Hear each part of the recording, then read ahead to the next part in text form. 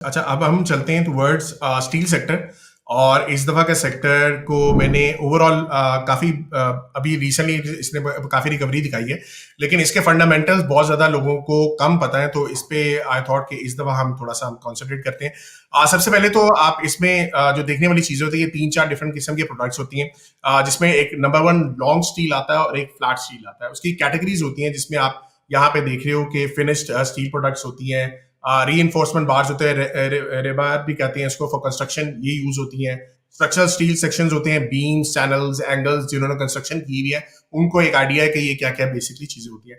फिर इसमें semi finish products आती हैं जिसमें बिलेट्स आती हैं, गोट्स आता है, स्लैब्स वगैरह होती हैं। ये भी आपकी स्टील से प्रोडक्ट बनती हैं। फिर स्पेशलिटी स्टील प्रोडक्ट्स होती हैं जिसमें वायर रॉड्स बनती हैं, आपकी शीट्स बनती हैं, कॉइल्स बनते हैं, ये सारा गैल्वेनाइज स्टील वगैरह बनता है। ये भी सारी आपकी स्टील कैटेगरी में आता है। अच्छा, अब ये दो किस्म की होती हैं, इसमें दो कैटेगरीज में हम इसको करते हैं, long steel and flat steel. Long steel basically आप समझो कि हमारे यहाँ पे सरिया जिसको कहते हैं, वो सारी पाकिस्तान के अंदर बनाई जाती हैं। और तकरीबन मैं आपको बता दूं कि हमारे रफली जो पाकिस्तान के अंदर प्रोडक्शन होती है, तकरीबन 7 to 8 मिलियन टन हमारा यहाँ पे स्टील बनाया जाता है। बहुत ही कम है, ये चीज ध्यान में रखिएगा, एज कम्पेयर टू चाइना बहुत कम है। आगे जाकर मैं आपको दिखा भी देता हूँ कि कितना होता है।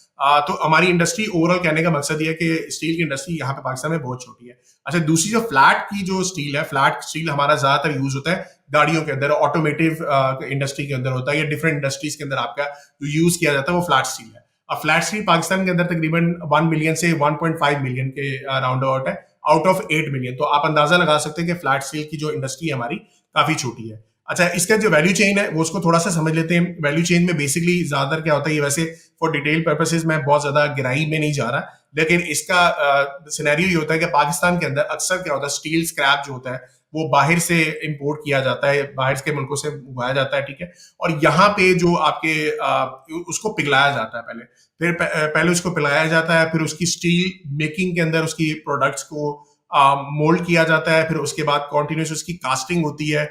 कास्टिंग के बाद जो होता है बेसिकली आपका जो रोलिंग होता है, यहाँ पे रोलिंग करके उसकी शीट्स वगैरह बनाना, या फिर उसके जो सरिये वगैरह जो होती है वो चीज फिर आपकी रोलिंग में जाती है। अच्छा, यहाँ पे रोलिंग पे मैं यहाँ पे बताता चलूं कि पाकिस्तान के अंदर जो है बहुत ज्यादा कंपनीज जो है वो रोलिंग की कंपनीज हैं, ठीक है। और इंटरनेशनली जितनी भी बड़ी बड़ी स्टील की इंडस्ट्रीज हैं वो क्या कर रही होती है, उनके पास एक बड़ा पोर्टफोलियो होता है।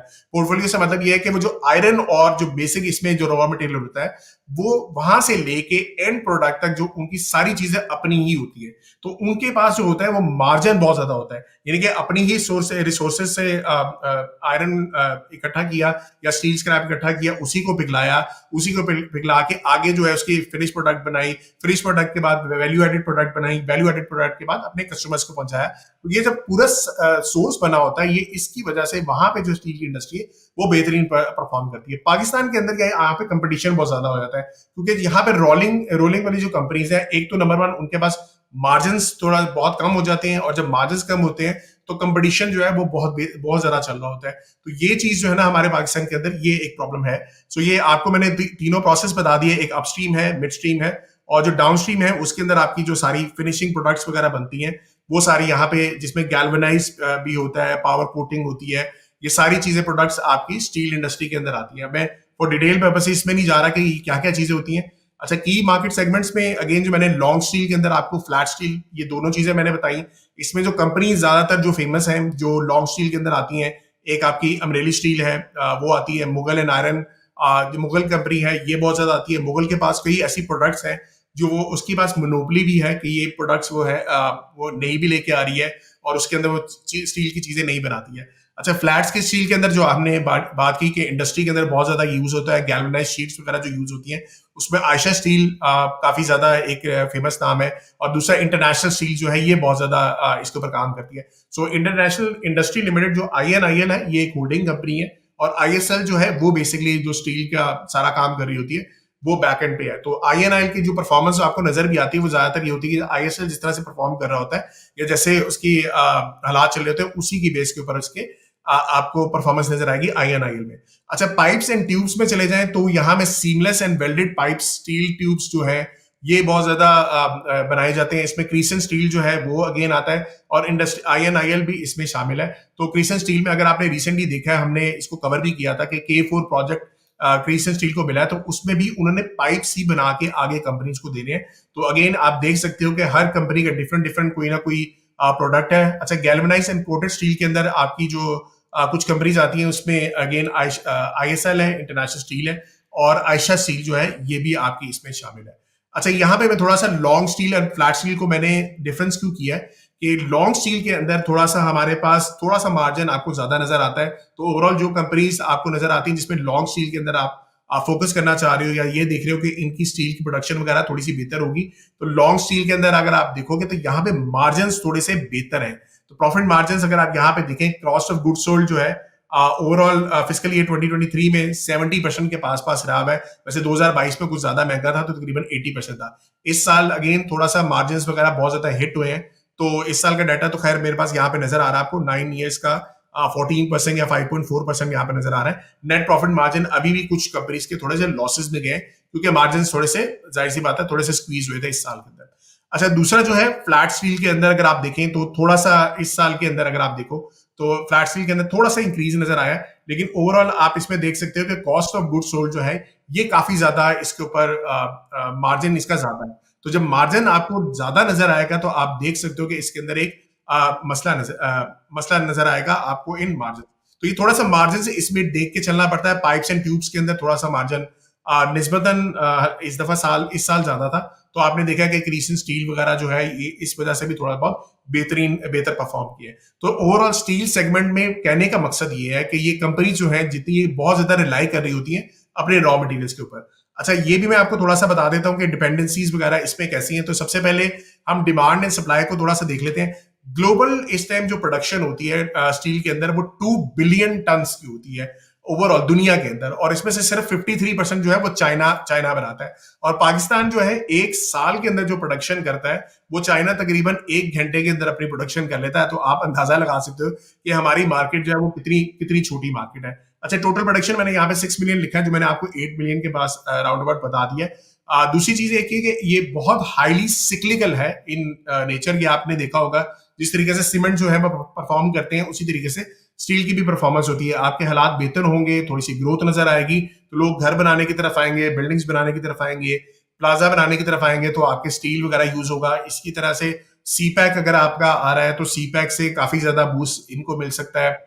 पहले जो था वो काफी आपने देखा था काफी ज्यादा स्टील परफॉर्म करना शुरू हो गया था नून लीग के दौर के अंदर तकरीबन 2013 से 2018 के दरमियान, क्योंकि सीपैक के प्रोजेक्ट्स वगैरह इस टाइम स्टार्ट थे। उसके अलावा जो अगर आपके कोई डैम्स वगैरह बन रहे हैं उसके ऊपर कॉन्सेंट्रेशन हो रही है तो वहां पे भी अगेन स्टील की बहुत ज्यादा इस्तेमाल वगैरह होगा। तो ये अगेन थोड़ा सा देखना पड़ता है कि प्रोजेक्ट्स वगैरह हर कंपनी को किस तरीके से देखने हैं। तो ये नहीं करना आपने कि सिर्फ कंपनीज का देखा अर्निंग्स ग्रो कर रही है तो इसमें जंप इन कर दिया। ओवरऑल देखें कि प्रोजेक्ट्स वगैरह कैसे मिल रहे हैं। जैसे अगेन एग्जांपल के तौर पे क्रिस्टल स्टील का बताया कि इनको प्रोजेक्ट मिला तो उसकी बेस के ऊपर इनकी अर्निंग्स वगैरह भी बड़ी बेहतरीन परफॉर्म की। अच्छा, रॉ मटेरियल के अंदर जो सबसे आसान तरीकेकार होता है कि आप आयरन ओर को देख लें या स्क्रैप मेटल को देख लें। अच्छा, इसका आसान तरीकेकार मैं आपको बता देता हूँ कि आप जाओगे ट्रेडिंग व्यू पे चले जाएं या investing.com पे चले जाएं, वहां पे स्टील स्क्रैप को आपने सर्च करना है। स्टील स्क्रैप में होता यह है, पाकिस्तान के अंदर जब भी यहाँ पे स्टील के स्क्रैप को मंगवाया जाता है, बाहर से इंपोर्ट किया जाता है, तो 2 मंथ्स एडवांस में इंपोर्ट किया जाता है। तो ओवरऑल जब यहाँ पे भी प्राइसेस चेंजेस हो रही होती है तो आप अंदाजा ये कर सकते हो कि जैसे ही प्राइस इंटरनेशनली स्टील स्क्रैप की नीचे गई या ऊपर गई तो यहाँ पे भी उसी तरीके से स्टील की प्राइसेस को एडजस्ट किया जाता है फौरी तौर पे। क्योंकि देखें होता ही है कि 2 महीने के बाद यहाँ पे आना है तो पता तो नहीं होगा कि किस टाइम पे आपके क्या हालात चलेंगे, तो आपको भी यहाँ पे भी प्राइसेस उसी तरीके से चेंजेस करनी पड़ती है। तो यहाँ पे एक आयरन ओर को आपने देखना है, साथ साथ स्टील के स्क्रैप को देखना है, और कोल की भी प्राइसेस को थोड़ा सा आप देख सकते हो। दूसरी चीज, एक और इंपॉर्टेंट चीज है कि इंपोर्ट्स और एक्सचेंज रेट के ऊपर आपका बहुत ज्यादा फोकस है, क्योंकि इंपोर्ट ही करते हैं बहुत ज्यादा स्टील स्क्रैप को। तो यहाँ पे जैसे ही प्राइसेस इंटरनेशनली बढ़ेंगी तो आपकी स्टील सेक्टर के ऊपर बहुत ज्यादा एक बर्डन आ जाएगा। तो ये भी अगेन बहुत सेंसिटिव है due to the exchange rate. अच्छा, नेक्स्ट जो चलते हैं, इकोनॉमिक एनवायरनमेंट फ्रेंडली थोड़ा सा ये सिचुएशन है। जैसे ही आपकी हालात थोड़े से बेहतर होते हैं, मैक्रो इकोनॉमी चलती है, तो स्टील सेक्टर जो है थोड़ा सा चलता है। और दूसरा अगेन गवर्नमेंट की हमने बात की कि गवर्नमेंट का फोकस वगैरह भी इस सेक्टर के ऊपर तभी होता है इंफ्रास्ट्रक्चर वगैरह की डेवलपमेंट ज्यादा हो रही हो या प्रोजेक्ट्स वगैरह थोड़े से ज्यादा बन रहे हो, हाउसिंग स्कीम्स वगैरह अगर थोड़ी सी बननी है तो वो भी आपके यहाँ पे नजर आएंगी। दूसरी चीज है, मैं इन्वेंट्री मैनेजमेंट जो अभी मैंने बात की कि 1-2 महीने पहले से ही आपको ऑर्डर करना पड़ता है, फिर आपका यहाँ पे आपकी जो स्क्रैप वगैरह है वो आ रही होती है। तो यहाँ पे दूसरी चीज जो सबसे इंपॉर्टेंट है, अगेन मैं सबकी तवज्जो चाहूंगा कि ये सबसे इंपॉर्टेंट है, वो आपकी इन्वेंट्री मैनेजमेंट है। अगर आपकी इन्वेंट्री मैनेजमेंट सही नहीं होगी, आप जो भी अगर रेट इंटरनेशनली नीचे आ रहा है और अभी आपने रेट नीचे नहीं किए, तो आप विद इन अ वीक या 1 मंथ के अंदर अगर आप स्टील को नहीं बेच पाओगे, तो आपके अगेन इन्वेंट्री मैनेजमेंट अच्छी नहीं होगी।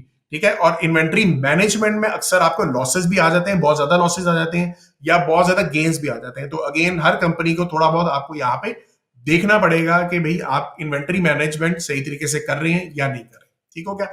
एनर्जी कॉस्ट के अंदर आ जाए तो सबसे ज्यादा इंपॉर्टेंट इसमें इलेक्ट्रिसिटी है। अगेन वो आपको पता है कि काफी ज्यादा इलेक्ट्रिसिटी कंज्यूम होती है।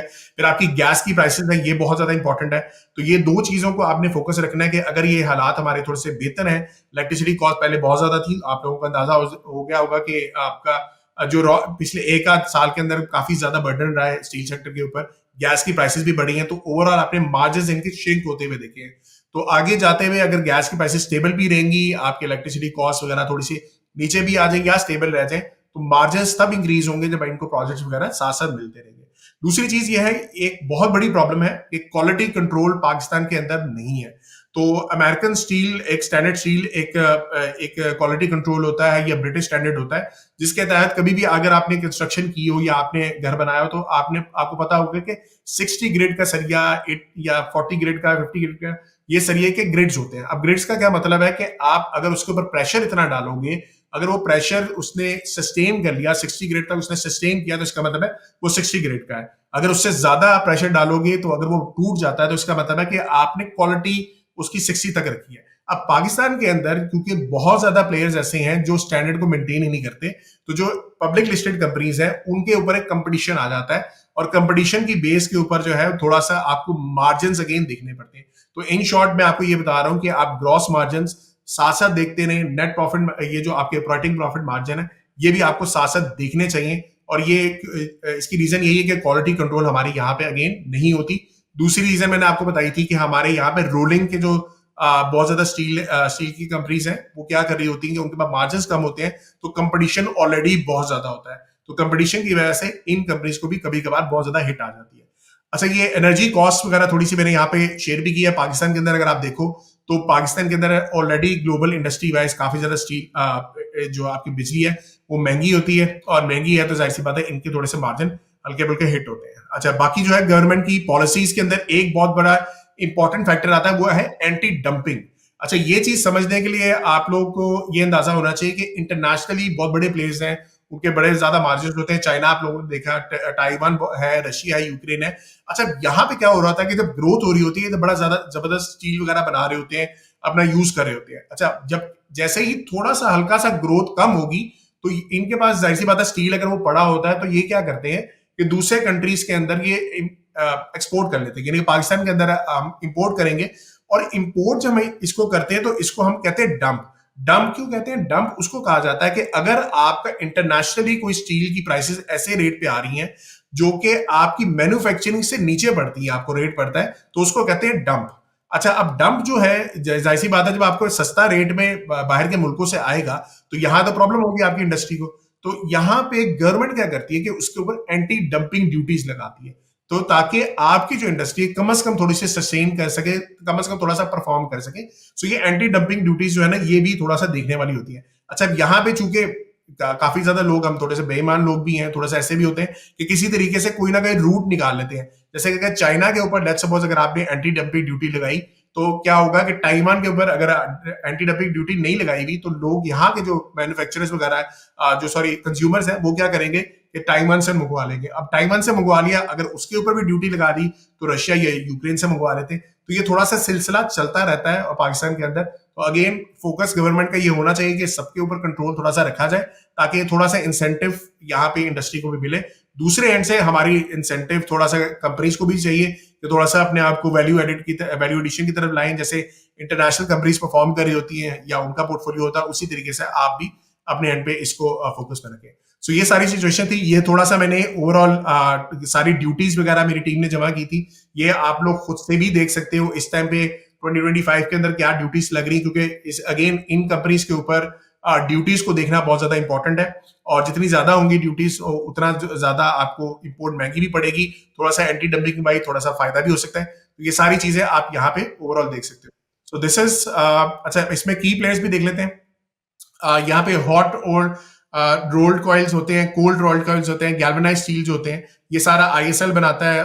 मुगल जो है वो ज्यादा से कॉन्सेंट्रेट करता है स्टील या बार पे, गर्डर्स पे, बिलेट्स के ऊपर बनाता है। आईएनआईएल जो है ये एक होल्डिंग कंपनी है, तो ये सारी मैंने पैसेंजर कार्स के भी ऑटोमेटिक बैटरीज बनाते हैं, मोटरसाइकिल्स। आयशा स्टील जो है वो cold rolled and galvanise steel ये भी बनाती है। क्रीसन स्टील जो है पाइप्स, ऑयल एंड गैस की प्रोडक्ट्स बनाती है। एएस जो एमरेली स्टील है वो रेबार बनाती है। आगा जो है वो अर्थक्वेक रेजिस्टेंट रेबार्स, स्टील बिलेट्स वगैरह ये बनाती है। और केएसबी पंप्स जो है वो pumps and valves for water energy वगैरह ये बनाती है।